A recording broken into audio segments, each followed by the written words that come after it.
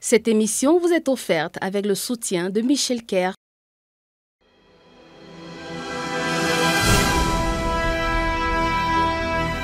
Sharon Wallen est une jeune entrepreneure camerounaise qui a grandi au Cameroun. Toutefois, après le lycée, elle déménage aux États-Unis pour poursuivre ses études. Grâce à l'influence de sa mère, qui est comptable, elle obtient un baccalauréat en comptabilité et un MBA. Passionnée, sa sœur et elle, par l'entrepreneuriat, elle confie à l'agence Écolefin qu'elles ont toujours voulu faire partie des acteurs qui apportent des solutions aux problèmes africains, afin de développer le continent. C'est en 2008, lorsqu'elles reviennent au Cameroun, qu'elles ont rapidement identifié le besoin sur le marché de vêtements de prêt-à-porter de qualité. En 2017, laquelle voit donc le jour. Nous parlerons de leur parcours durant cette émission, des aléas liés à leur métier. Bienvenue à tous dans cette nouvelle édition de la spéciale Chacha Talks sur Vox Africa.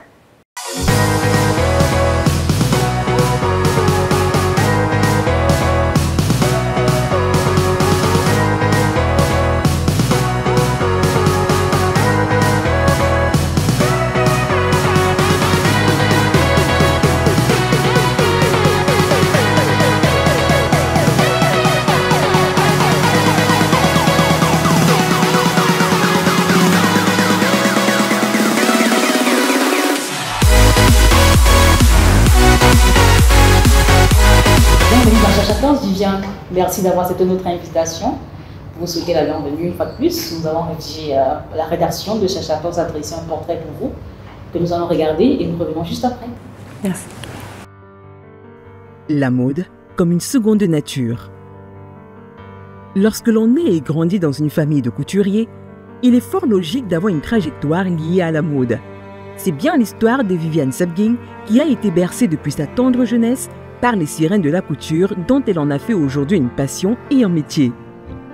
À la suite de ses études à l'université Paris X, où elle obtient un master en ressources humaines, elle s'envole pour les États-Unis et décide de filière en s'orientant vers sa passion. C'est ainsi qu'elle obtient un bachelor en fashion marketing et merchandising au Berkeley College à New York, tout en étant stagiaire chez Calvin Klein. De retour en France, elle travaille au sein du service achat de VP, une entreprise française de commerce électronique, puis Temax. Ayant accumulé une expérience dans le domaine des achats du textile de plus d'une décennie, elle décide de se donner un nouveau challenge en rejoignant laquelle, une entreprise qu'elle affectionne particulièrement car très attachée à ses origines camerounaises et partageant les valeurs de ses fondatrices. En tant que COO, Chief Operation Officer, son rôle vise principalement à diriger les opérations quotidiennes afin d'orienter stratégiquement la production.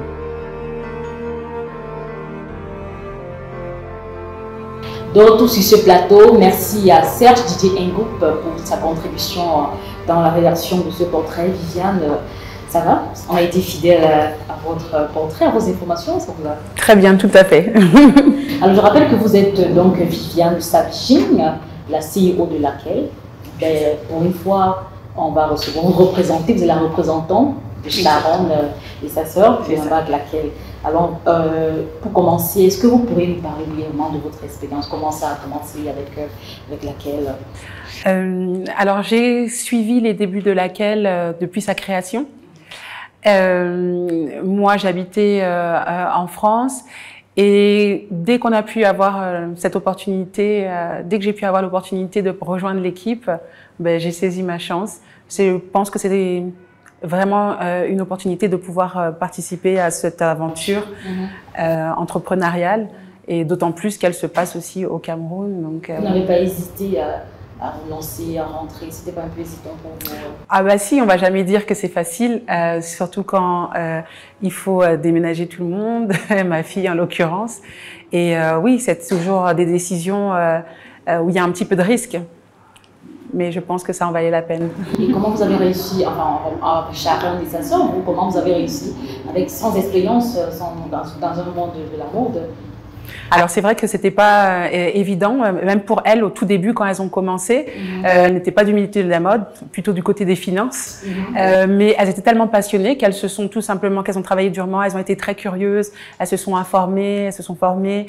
Et elles ont essayé de s'entourer aussi de personnes qui pouvaient les aider à comprendre justement ce nouvel environnement qu'elles connaissaient un petit peu moins. Moi, j'ai un petit peu plus de notions parce que j'ai grandi dans une famille de couturiers aussi. Et donc, j'ai pu aussi apporter un petit peu à moi mon expérience, mais je découvre encore beaucoup d'autres choses aujourd'hui. Et comment vous estimez votre consommation? Elle est restreinte en général, modérée? De vêtements en général, oui, on va dire un peu plus restreinte, plus les années passent et, et plus on devient raisonnable dans les dépenses de vêtements. Mais oui, puis on est des femmes aussi et il y a tellement de choses qui se font aujourd'hui, c'est difficile de résister. Et quels sont les aspects que vous pensez qu'on peut améliorer, on devrait améliorer? Au niveau de la mode, un constat que nous, clairement, on avait qu'elles ont identifié dès le départ, c'est le choix dans les tailles, par exemple. On trouvait que souvent, ce n'était pas forcément adapté. La mode, en général, n'est pas vraiment adaptée à tout type de morphologie. Donc ça, c'était aussi un des problèmes que laquelle voulait régler en créant cette marque. Et c'était quoi l'objectif de la marque laquelle au départ? Parce que vous savez que vous êtes un peu tagué comme Zara d'Afrique. C'était quoi l'ambition derrière laquelle? Ah oui, c'est très flatteur que certaines personnes nous disent ça. C'est vrai qu'on l'a déjà entendu. Mais l'ambition première, c'était de vraiment pouvoir créer une marque pour les Africains. Une marque qui leur permet d'être fiers de porter des vêtements qui ont été créés localement. Et dans un deuxième temps aussi, ça a permis aussi de créer de la richesse localement. On a pu donner du travail aux gens, les former. Et tout cet ensemble constitue pour nous une véritable fierté dans le sens où on a l'impression de pouvoir contribuer à l'émancipation, en fait, on va dire un peu des femmes. J'allais justement demander comment vous contribuez au la promotion du Made in Cameroun avec laquelle? Oui, justement, c'est en essayant de retranscrire dans nos modèles ces valeurs qui nous sont chères, c'est-à-dire la dignité, la créativité. On espère vraiment qu'on a créé cette marque pour que les Africaines puissent se sentir bien dans les vêtements qu'elles portent et d'autant plus fières parce que ça a été créé localement. Vous avez parlé de donner du travail aux gens. Combien de personnes vous employez à ce jour? Combien de collections aussi? Alors, à ce jour, nous employons à peu près une quarantaine de personnes. Au Cameroun? Oui, ici au Cameroun. Et alors, les collections, on doit être aussi pas loin des 40. 40 collections? Oui, depuis 2017, oui. Quelles sont les difficultés que vous rencontrez dans vos collections? Parce qu'étant basé aux États-Unis quand même, comment sélectionnez-vous les artisans avec lesquels vous travaillez, votre équipe? Je veux dire, comment ça se passe de façon concrète sur le terrain? Alors oui, c'est assez challenging parce que donc on a une des fondatrices qui est aux États-Unis, une autre ici au Cameroun, et puis moi, mais on arrive à communiquer vraiment très simplement, surtout grâce au WhatsApp, aux messages, des choses comme ça. Et c'est vrai que c'est challengeant de travailler dans un environnement comme le Cameroun où tous les facteurs ne sont pas forcément de notre côté. Notamment, nous, on sait que pour les matières premières, c'est un peu compliqué parce qu'on se fournit essentiellement localement. Des fois, on ne trouve pas forcément ce qu'on veut ou dans la quantité qu'on voudrait. Mais bon, voilà, on essaye de satisfaire au maximum notre clientèle et d'ailleurs on les remercie pour ça parce que elle nous suit depuis le début et malgré les imperfections aussi du début, elle reste fidèle parce que je pense qu'elle croit aussi en notre projet et ça nous motive vraiment pour pouvoir faire mieux de plus en plus. Alors Viviane, quelles sont quelle histoire essayez-vous de transmettre ou bien quel message vous essayez de véhiculer à travers vos créations ou vos collections? Mais on essaye de montrer à la jeunesse camerounaise, au Cameroun en général, aux femmes, et pas que, aux hommes également, que il y a des possibilités au Cameroun de créer, il y a des possibilités de pouvoir gagner sa vie au Cameroun sans forcément rêver d'aller à l'extérieur. Et on essaye vraiment de transmettre ça à nos équipes.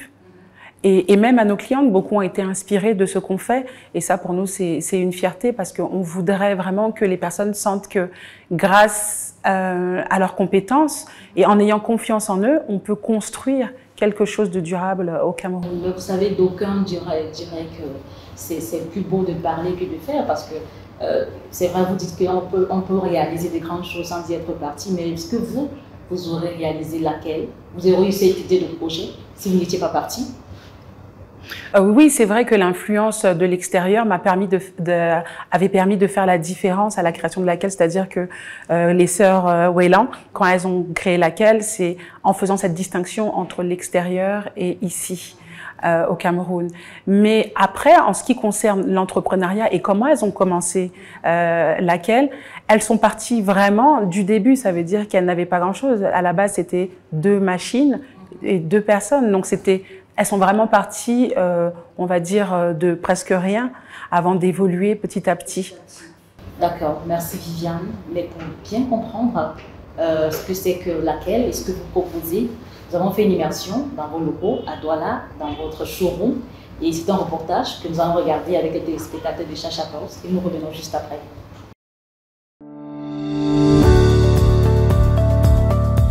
Envisagez-vous d'immigrer au Canada? Sakoni Immigration est un cabinet conseil réglementé et spécialisé en immigration canadienne. Notre mission, vous accompagner dans votre projet d'immigration.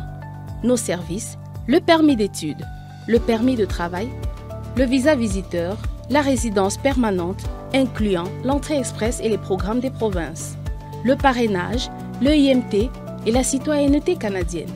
Sakoni Immigration sera votre guide.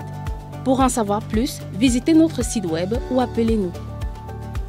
Vous pouvez aussi suivre le lien ci-dessous ou scanner le QR code pour demander une évaluation initiale.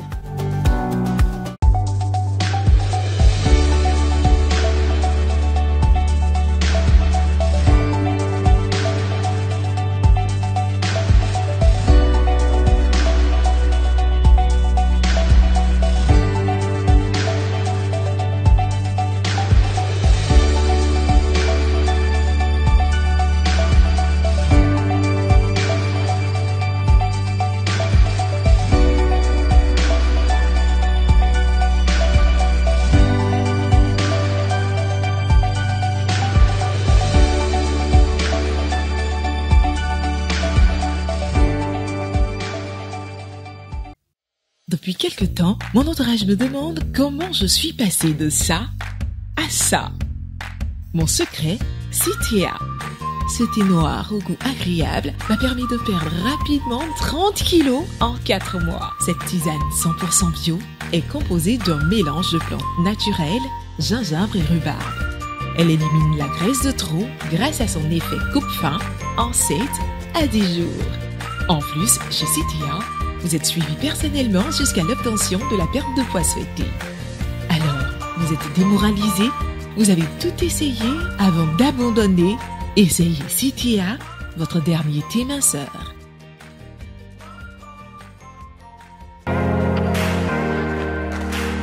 Bonjour Viviane. Bonjour Charlène. Comment tu vas? Très très bien, merci. Bienvenue à Douala et bienvenue chez nous à l'atelier laquelle. D'accord.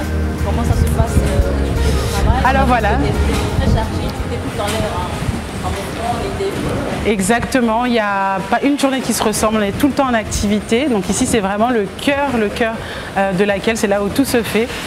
Okay. Et donc là, voici notre atelier ici. On est à peu près ici sur presque 300 mètres carrés. Vous pouvez voir ici les personnes qui s'occupent de la coupe. Donc les couturières, les personnes qui font le repassage. Voilà un petit peu comment on est organisé ici. Toute la production est faite avant le showroom. Tout commence ici, exactement.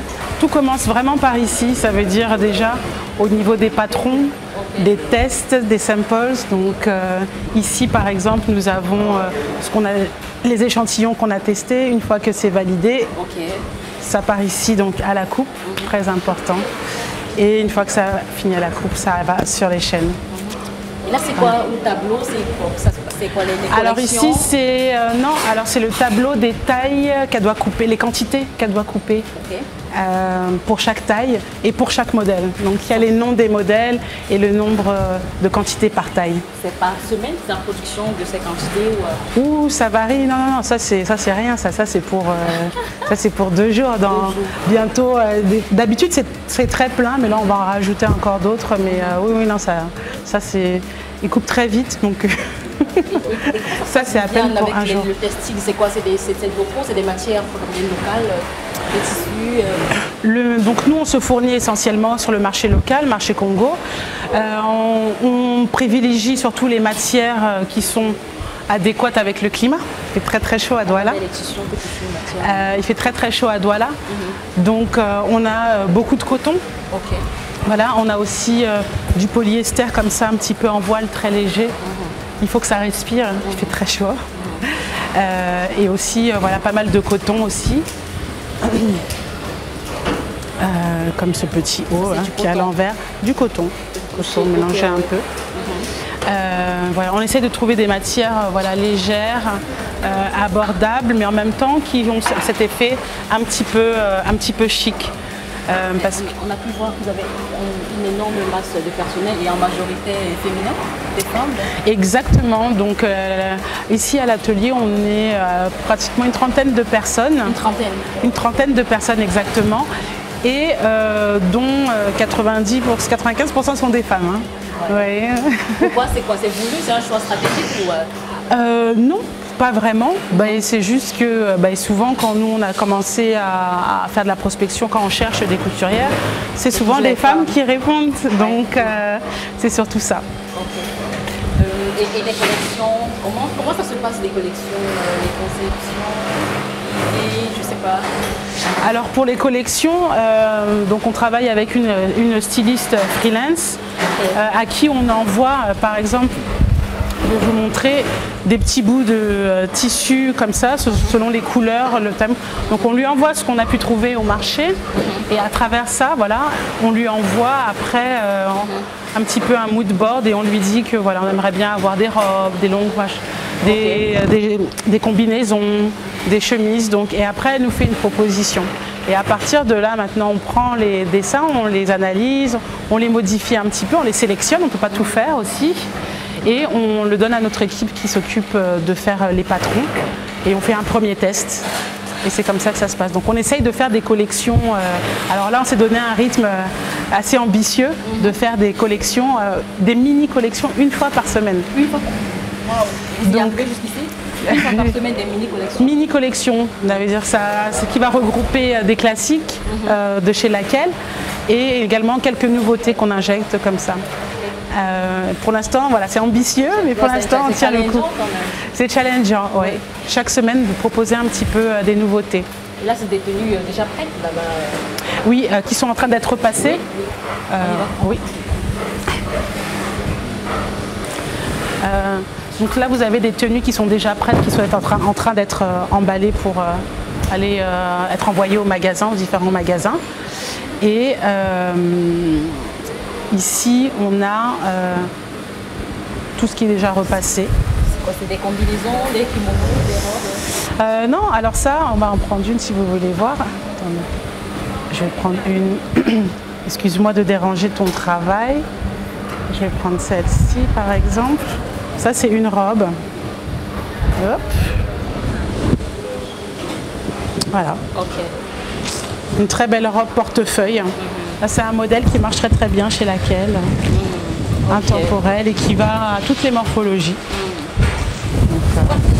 Ici en atelier, la production, c'est aussi que toute la production se passe. C'est quoi votre plus grande difficulté? Au niveau de la production, donc déjà, on a plusieurs problèmes. L'approvisionnement de tissus, c'est pas toujours évident de trouver les quantités dont on a besoin, parce que maintenant on produit quand même en assez grande quantité et le marché local des fois ne suffit pas à pouvoir couvrir nos besoins.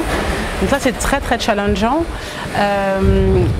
Et puis aussi au niveau, on pourrait dire, de la formation aussi, on peine des fois à trouver certains métiers spécialisés, comme quelqu'un spécialisé dans le patronage, parce que le patronage est très spécifique dans la coupe, bien que nos équipes se débrouillent extrêmement bien. C'est aussi pareil, difficile de trouver quelqu'un qui est expert dans un domaine. Donc ça, c'est vrai, on a du mal à trouver certaines expertises de la couture. Ça, c'est pas très facile dans ce métier-là. Et puis l'autre chose qui est challengeant, c'est tout simplement indépendant de notre volonté, mais c'est souvent, comme beaucoup de pays en Afrique, les petites coupures, les petits aléas qui fait que tout de suite nous on doit se réorganiser pour pouvoir faire en sorte de maintenir quand même la production, parce que comme vous pouvez l'imaginer, avec une mini collection chaque semaine, ça nous laisse très peu de marge. Voilà. Donc voilà, merci Charlène. Donc tu as vu notre atelier, le cœur de la production, laquelle, j'espère que ça t'a plu. Si tu le veux bien, on peut aller maintenant à notre showroom. Comme ça, tu vas pouvoir voir comment sont mis en valeur tous les vêtements qui ont été produits, que tu as vus ici. Avec plaisir.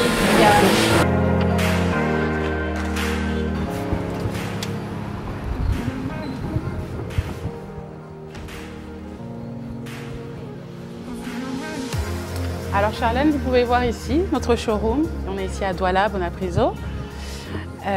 Donc c'est là où on expose toute notre collection.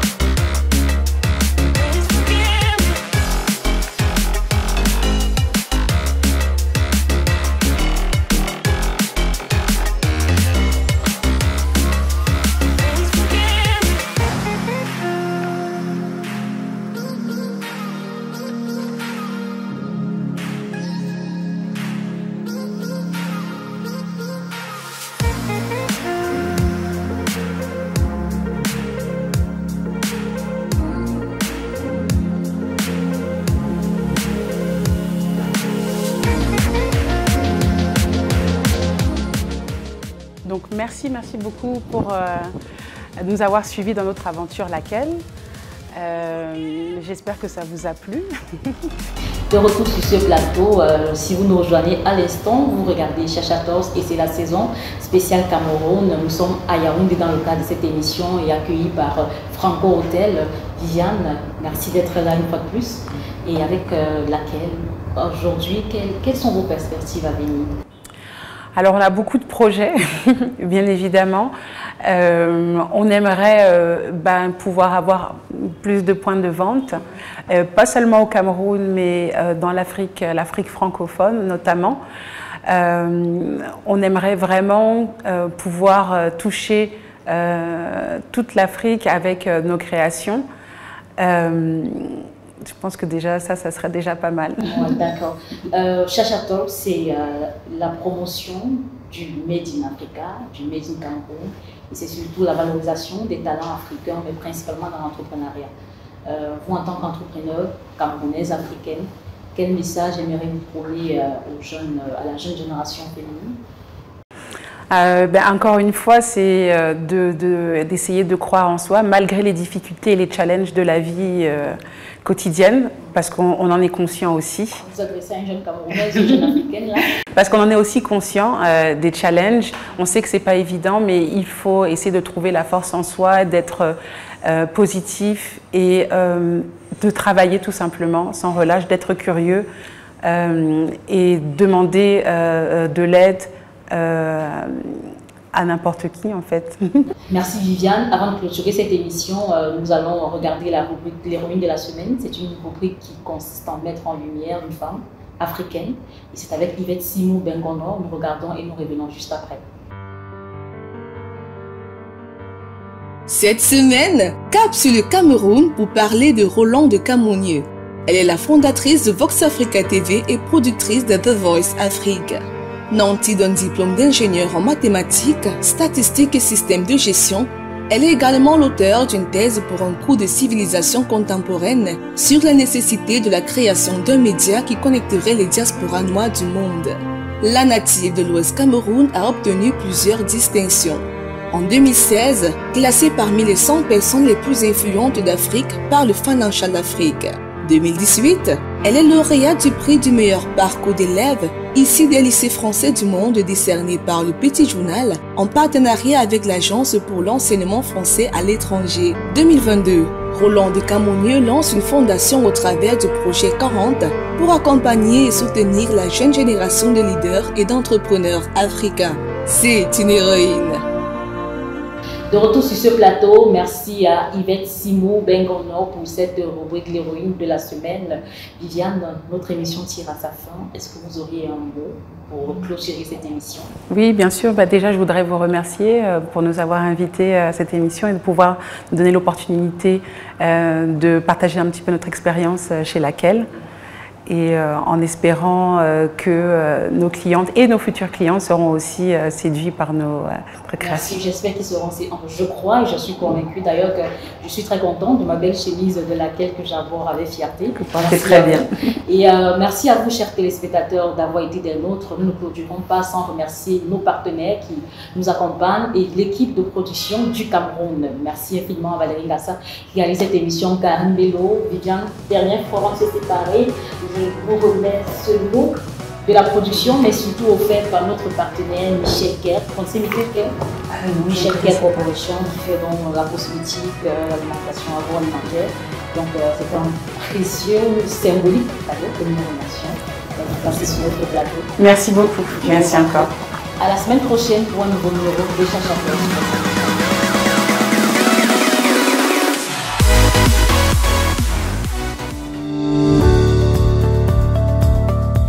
Envisagez-vous d'immigrer au Canada?